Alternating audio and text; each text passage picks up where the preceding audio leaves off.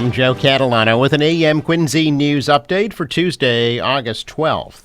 A man waiting for his family outside of a store in Braintree was stabbed during an attempted carjacking on Sunday night. Braintree police say the 54-year-old Quincy man was sitting in the driver's seat of a vehicle in front of a store on Grossman Drive. About 8 o'clock Sunday night, waiting for his family members who were shopping inside, a person approached the vehicle, started talking to the man through the open driver's window. Without warning, that person then pulled out a knife and ordered the man to get out, saying, quote, "You have insurance, get out of the car." A struggle ensued. Police said the Quincy man sustained laceration-type injuries to his forearm, hand, and upper chest. As the man's family came out of the store, they saw the struggle going on and began yelling at the suspect, who turned and ran toward the railroad tracks. Pursued by family members and bystanders, the suspect jumped a fence and ran along the MBTA Red Line and the commuter rail tracks. Responding officers were directed to where the man had jumped over the fence. One officer climbed over the fence, saw the suspect several hundred yards down the tracks. He pursued the suspect and saw him duck into the woods just off the tracks. Another officer soon joined the pursuit. The officers approached the area where the suspect was hiding and were able to take him into custody without further incident. Other officers were able to treat the victim's wounds. He was eventually taken to a Boston hospital with non-life-threatening injuries. Police said they recovered a knife at the scene. They believe that was the weapon used by the suspect, who's now been identified as 36-year-old Justin Kilburn from Milford, and said that he'd been charged with assault and battery with a dangerous weapon, armed carjacking, witness intimidation, and possession of Class B and Class E drugs. He was arraigned in Quincy District Court and is being held until a dangerousness hearing on Friday. The man accused of hijacking a truck with 2 dogs inside from a McDonald's parking lot in Weymouth last week was arraigned in Quincy District Court yesterday. 29-year-old Marcus Morse of Brockton faces several charges, including 2 counts of animal cruelty and 2 outstanding warrants. He was ordered held on $2,500 bail and to undergo psychiatric examination. The theft was all caught on surveillance video. Morse is seen pacing at a McDonald's parking lot on Bridge Street last Thursday in Weymouth before opening a truck's door and taking off with the 2 dogs inside. The owner, April Grindle, immediately filed a police report, then found a Facebook Marketplace post auctioning her car off for $4,500. Hours later, Morse was arrested and Grindle's truck was recovered along with the dogs. Morse is due back in court on September 10th. Quincy police continue to investigate what was described as a melee at Squaw Rock and Squantum late Sunday night. Officers were called to a report of a fight involving about 60 young people at about 11:30 Sunday night. Officers found one male with a stab wound. He was treated at Boston Medical Center for non-life-threatening injuries. At one point, police believe there were more than 100 young people gathered when the fight broke out. So far, no arrests have been reported. A man who died after being pulled from the water off Nantasket Beach in Hull on Saturday has now been identified. This happened at about noontime Saturday. Members of the State Police Marine Unit and the Coast Guard responded to a capsized boat off Nantasket Beach. The man, later identified as 56-year-old Michael Larette from Hingham, was pulled from the water and later pronounced dead at the Coast Guard station in Hull. The incident remains under investigation by State Police, Hull Police, and the U.S. Coast Guard. Well, the Quincy Teachers Union is endorsing 3 candidates for Quincy School Committee this year. Quincy Education Association Candidates Recommendation Committee has endorsed Kate Campbell, Tom Leung, and Marcia Roos. The union says that Campbell is a former co-president of the citywide PTO and has extensive background in special education. Leung was praised for his personal experience with Quincy schools, having 3 children in the system, along with his financial expertise. And the union says Roos has been a guidance counselor for decades in Braintree and understands the social and emotional needs of public school students. The QEA says they believe those three candidates will be strong advocates for the school committee and the school system.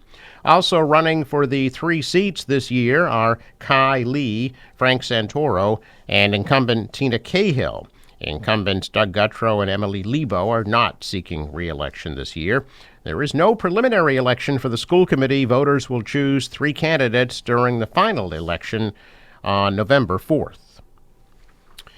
Now, construction is well underway on a new parking garage that will service a new medical center in Quincy Center. Crews are building a 500-space garage that will provide parking for a planned medical center to be operated by Beth Israel Deaconess Milton. That new center will provide primary care, urgent care, cardiology, OBGYN, cancer care, orthopedics, radiology, lab services, and a retail pharmacy. Foxrock Properties of Quincy will develop the new center along the Conville Way at the site of the former Ross Parking Garage. The new center is expected to be completed in 2027. On the other side of McConville Way, demolition is complete on the former Family Dollar store. Crews have taken down the building and are preparing to demolish the Adams Arcade building next door. Soon, construction will be getting underway on two new apartment buildings, a 7-story complex with a 2-story restaurant, and a 15-story complex with a restaurant and some retail space. In between, the city will create a park with some seating. Developers Joey Akari and Sam Slater are overseeing those projects.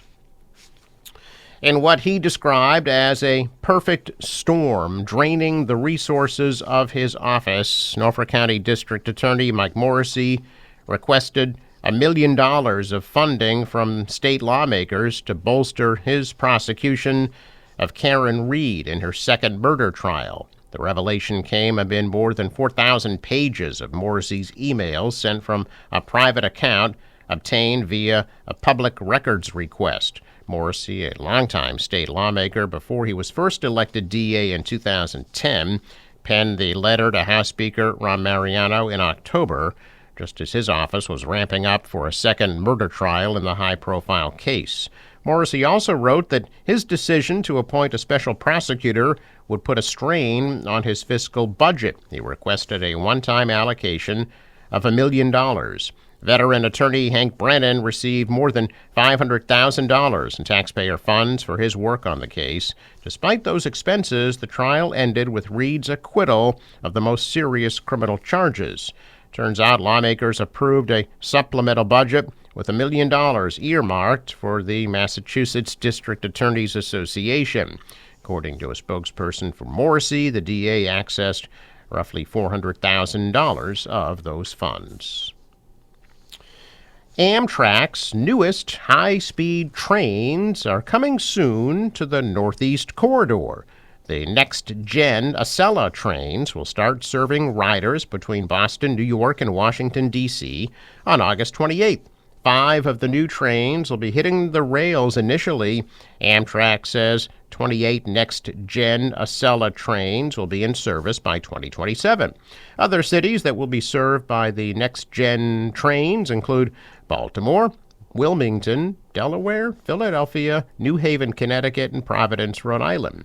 The next-gen trains can reach top speeds of 160 miles per hour, which is 10 miles per hour faster than the current Acela fleet. They feature a tilt system that will help the trains navigate curves at high speeds. The new trains have plugs on every seat for riders to charge their devices, free high-speed Wi-Fi, reading lights, winged headrests for privacy, and larger bathrooms. The new trains will allow for 27% more seats per departure. Adding the next-gen trains will also allow for more weekday and weekend service.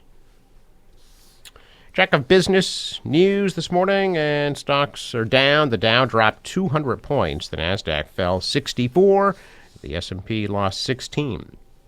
Asian stocks advanced after President Trump delayed raising tariffs on China for another 90 days.